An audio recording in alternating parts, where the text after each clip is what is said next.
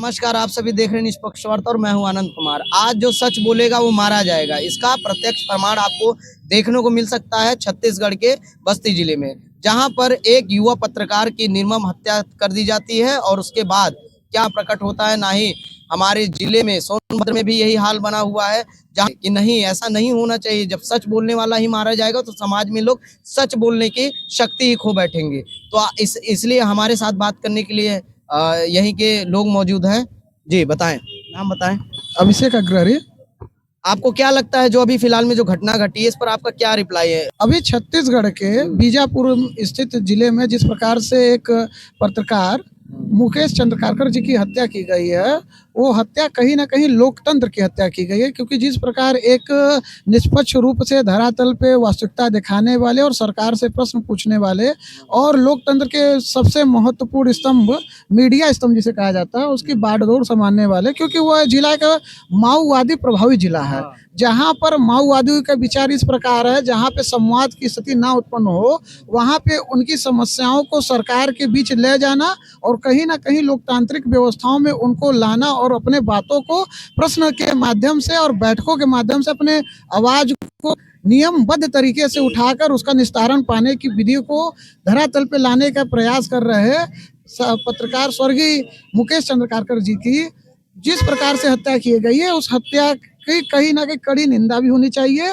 और साथ ही इनके खिलाफ कड़ी से कड़ी और सख्त से कार्रवाई होनी चाहिए। और आपको क्या लगता है जिस समय अभी फिलहाल में क्या हुआ कि हमारे सोनभद्र में भी ऐसे युवा पत्रकार हैं जो आने वाले समय में यूट्यूब चैनल के माध्यम से, सोशल मीडिया के माध्यम से जो पत्रकारिता करना शुरू चाहते हैं, क्योंकि वो आज के डेट में सभी खुद का पत्रकारिता और खुद की रिपोर्टिंग करना चाहते हैं और वो आने वाले समय में वो भी एक ऐसे ही स्वतंत्र पत्रकार थे, तो स्वतंत्र पत्रकारिता वहां पर मरती हुई नजर आ रही है। इस पर आपका क्या कहना है?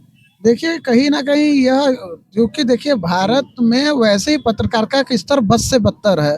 180 देशों की सूची में भारत 161वें नंबर पे आता है और उसके बावजूद यदि धरातल पे कोई संबंधित विषयों को मजबूती के साथ उठाना चाहता है, और सबसे बड़ी बात है जब कोरोना काल आया, कोरोना काल के बाद से आप प्रॉपर वे में देखेंगे जिस पर सोशल मीडिया के माध्यम से सरकारी कार्यालयों की दुर्व्यवस्था और सरकारी अधिकारियों की दुर्व्यवस्था, जिस प्रकार से आम जनमानस से बात करने की शैली अधिकारियों द्वारा गलत का तरीके से किया जाता है, और कहीं ना कहीं उसमें बड़े स्तर में सुधार देखने को तब मिला जब सोशल मीडिया पे ये चीजें वायरल होनी शुरू हुई।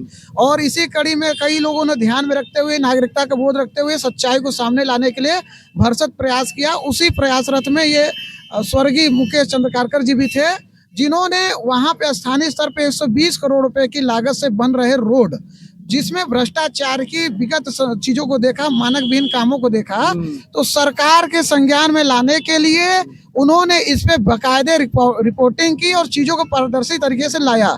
अधिकारियों ने उनकी रिपोर्ट पे संज्ञान लिया और ठेकेदार द्वारा बनाए जाने वाले रोड को पूरी तरह से ध्वस्त कर नए सिरे से बनाने की बात की गई।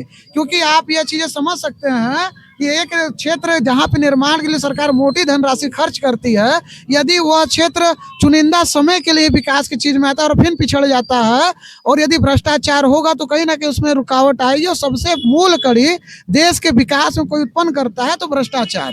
जैसे कि चाचा, आज जो सच बोलेगा वो मारा जाएगा, यही हुआ सुनता है कि सच बोलना इतना बड़ा पाप हो गया आज समाज में।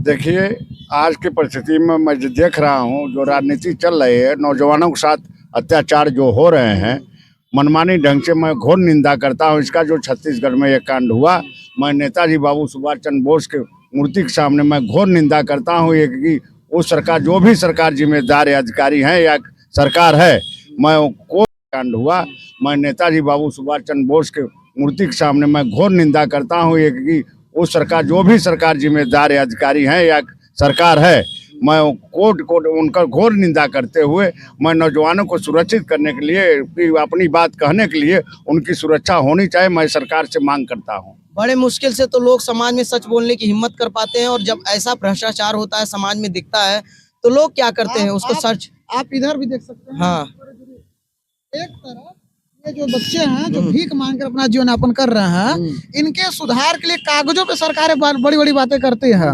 इसी क्षेत्र में श्रम विभाग के लोग आते हैं, व्यापारियों के ऊपर कार्रवाई करते हैं।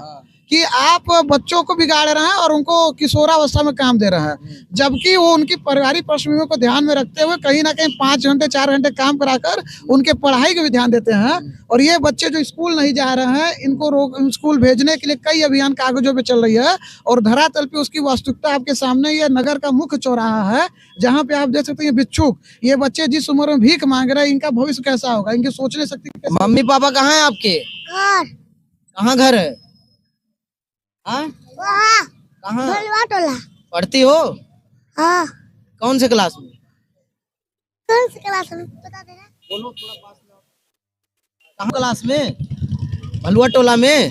तो मम्मी पापा इसे रोज छोड़ देते हैं? हाँ हाँ कि जाओ भीख मांगो? हाँ मम्मी पापा क्या करते हैं? काम करते हैं। कहाँ काम करते हैं? कहाँ काम करते हैं? छाड़ते हैं। ये स्थिति है हमारे देश की, जिसको देख करके कभी कभी स्तब्ध रह जाते हैं, हम मौन हो जाते हैं कि जहाँ पर इनके माता पिता होते हुए भी ये इस रोड पर आकर के भीख मांगते हैं। और बड़ी शर्म की बात है, और ये पढ़ते भी हैं और इस उम्र में पढ़ रहे हैं और उसके बाद भी इनको भीख मंगवाया जा रहा है। तो माता पिता के ऊपर लालच है।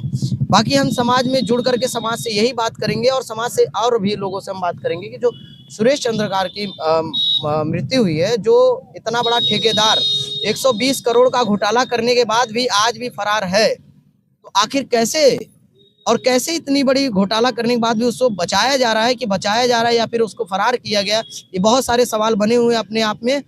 और हमारे साथ यहीं पर बात करने के लिए और